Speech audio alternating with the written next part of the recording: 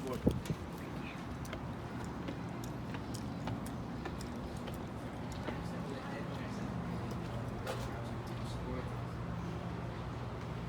Around and walking the train around. I thought that there were many horses that were honestly to turn the train around. Now, there's really one very big difference.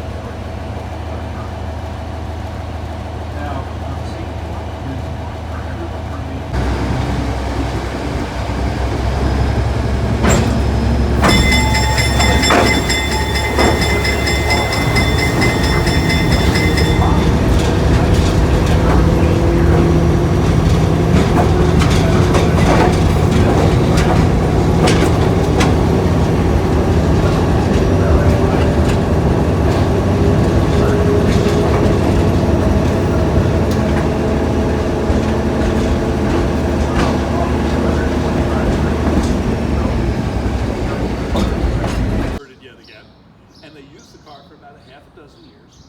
And when that president retired, Central Georgia didn't know what to do with the car. So they sealed it up. They put it in a ship. Okay? That's what you're about to see. Say hello to the 1950s. Floor. Hey, watch it. I'm from New Jersey. Got some jerseys. Montclair. I'll take you on. So now I have a question for this group's a little big to play this game, but for all of you that can see into the bathroom, I have a question for you. What? I'm working with figures for the phone. I mean, it takes a lot to smoke all those cigars and have all those cocktails. I mean, in the end, you just kind of wait for a really nice meal at the end of the day. Let's find out what's on the menu for tonight.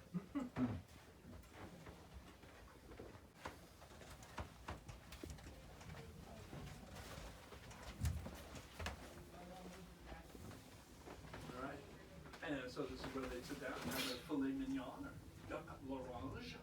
And after dinner, I would imagine they would have brandy and cigars, and they'd sit around and talk about everything train. Now, when I started doing these tours, I had to ask myself, okay, how many railroad presidents' personal train cars are still in existence? And I actually found a small batch, not a lot, but okay. This space, so I jokingly call this car Graceland. Anybody been to Graceland? No? Okay, the way Graceland works is they maintain Graceland at that exact moment in time when Elvis passed. Whatever was going on in Graceland on the day that Elvis died, that's the version they maintain, okay? They upkeep it, but they don't alter it, but they'll do upkeep. Unlike Graceland, how the porter lives on this car. Follow me? So he cooks the meal. So these are the porter's quarters, and he would sleep up in the bunk. And what looks like a clothes closet there is actually the shower, which is also the bathroom. Okay? Now, a real estate person would call this space cozy. I would not use that word. I'd have some other choice words, but cozy would not be one of them. Yeah, nice table there, though. Yeah, I mean, for cards, I guess. Yeah. And then, but you see how much space the porter gets. Now check out how much space the chef gets. And I can tell you, I've been on a lot of trains in my lifetime, and I would be hard pressed to find a bigger kitchen than this on a train car. Because this is a very large kitchen. This is not a refrigerator, this is pre-refrigeration. And the way this worked was that they would put a big block of ice down here, which would keep the food. See, that's good. Now, when I was a kid, I used to collect images of train stations. And when I started doing this job, I realized in every single image of a train station in my brain, there's another building. The other building, the ice house. They always put the ice. That is dead red. And they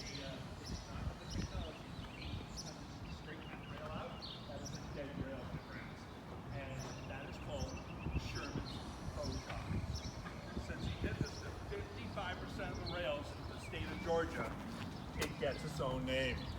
Okay? Now, trains are made of metal and wood, lots of each. And this entire area of the complex is dedicated to metalwork. And the easiest way to build it into the base of that smokestack. Now at the top of the smokestack, 125 feet up, with the gentle breeze right on cue, thank you very much, with the gentle breeze crossing the top of that smokestack, that creates a suction, just like the flue in your chimney, and the wind pulls the smoke from all these buildings up and out.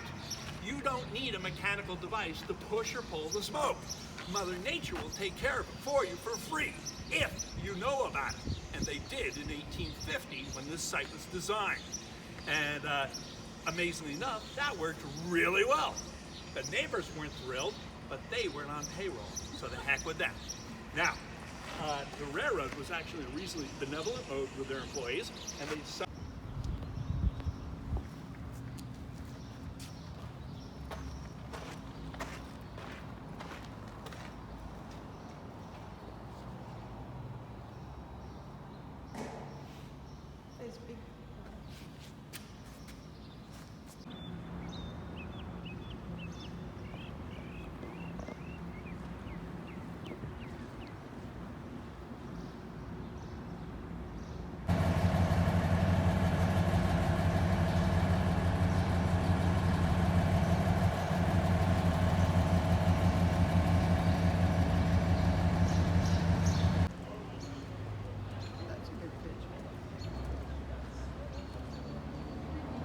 Night strolling is on the agenda.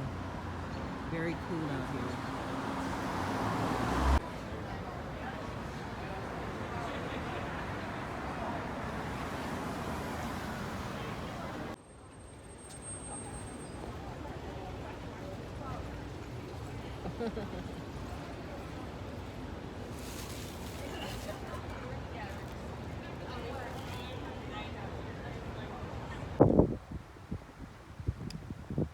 I'm at the Pinpoint Heritage Museum. This is a must-see destination.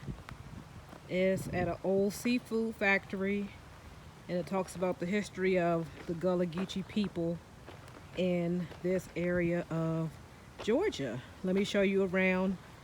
Beautiful murals, beautiful history, and its claim to fame is it's the home of Supreme Court Justice Clarence Thomas.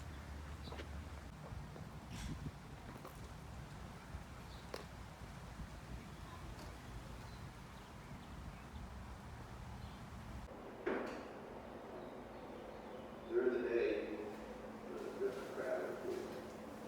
Bring the crowd up and waiting and everything. And invite down and then it's about 5 o'clock. We finally pops up. We had 3 large boilers that we put 500 pounds per pot. Fill the pots up half a little more. And we started one pot and then fill it and go around. By the time we finish the last pot, we get our quart of Budweiser and our half pint of gin, pour a shot of gin, swing it down over the crabs, up to the ceiling, just the thickness of the tub, so we can slide the tub up on the mound of crabs, just that much. And it would be, and they would sit there and pick those crabs all day long. until they got them.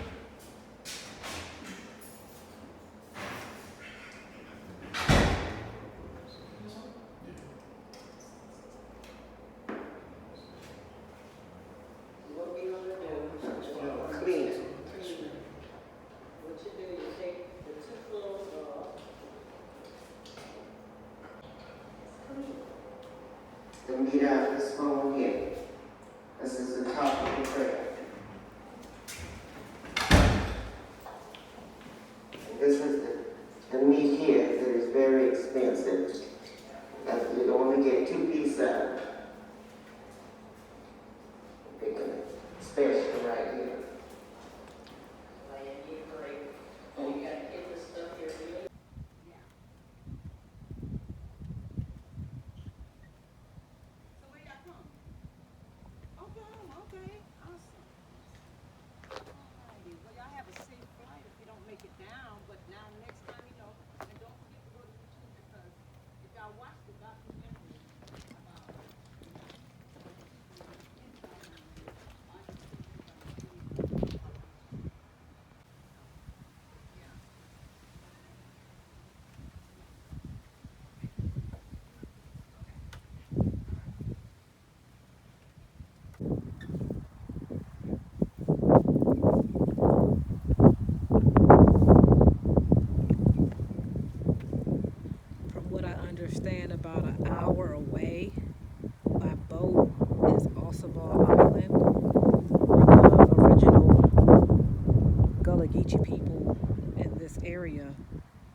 migrated from once they were allowed to buy land.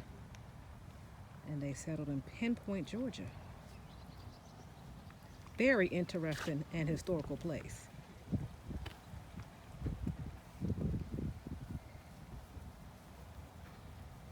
Seafood factory closed in 1985. They processed oysters and crabs mainly.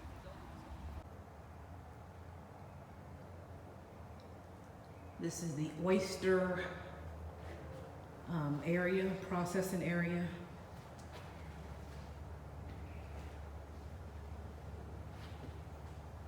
So they would basically just unload in those chutes, and the ladies would be here using those tools to de-shell the oysters, and the shells would be repurposed for a variety of things.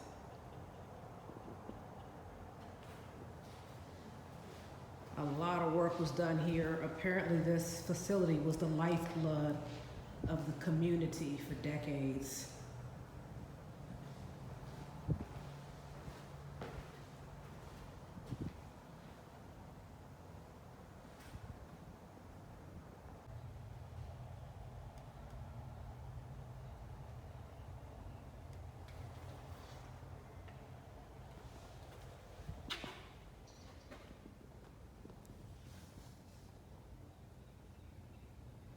They really clean their oysters well in here. Local seafood. Organic.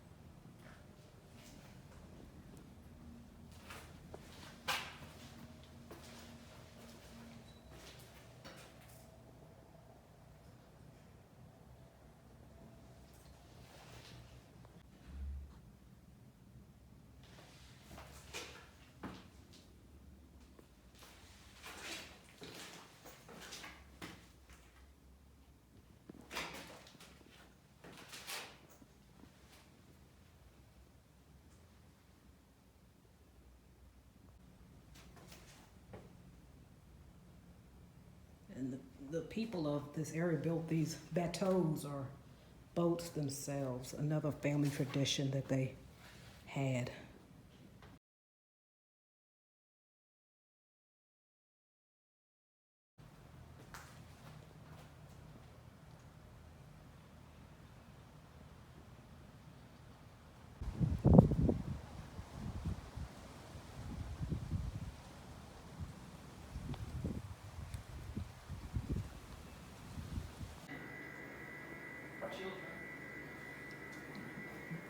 Really resourceful people here. They were turning crab baskets into bassinets. Good idea. And these are some of the toys their children made, because they made their own fun and they used what they had. Bows, arrows, puffer, half a ball, grass dolls, baseball equipment, pine cones, and sacks of sugar.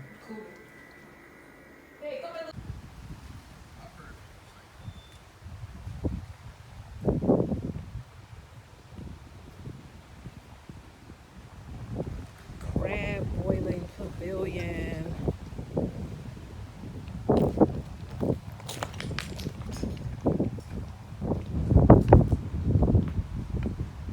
They boil their crabs with salt and vinegar. Looks like some onions too, but No Old Bay or anything, but apparently this was like the premium seafood of the state. All over the East Coast, honestly.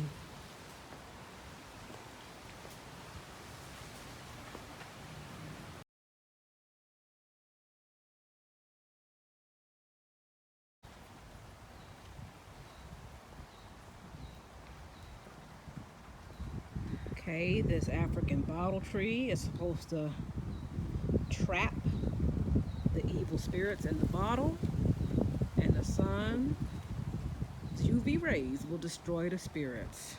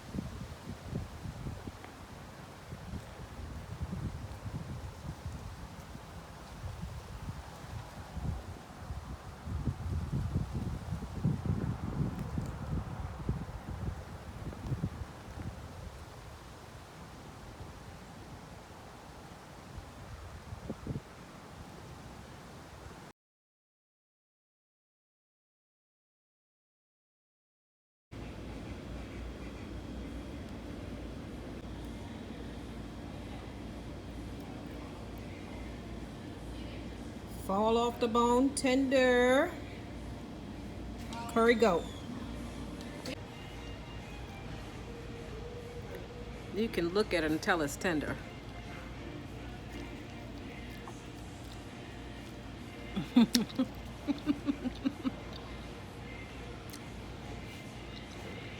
very good.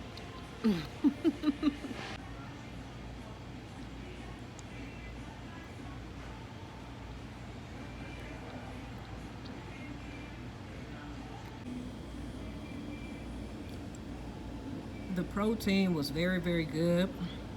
It was definitely the star of the show. You'd get a large portion of cabbage too. Decent spot. It also turns into a night spot club later in the day. I say it's a good destination.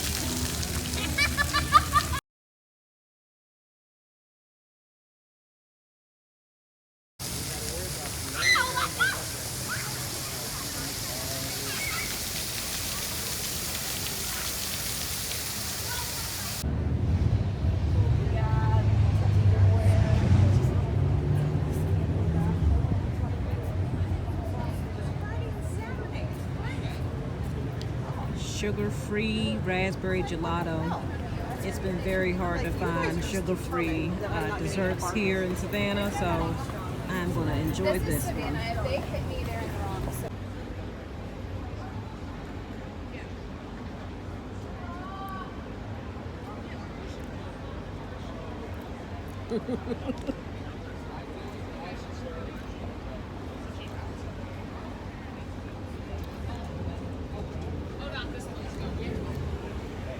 Very good.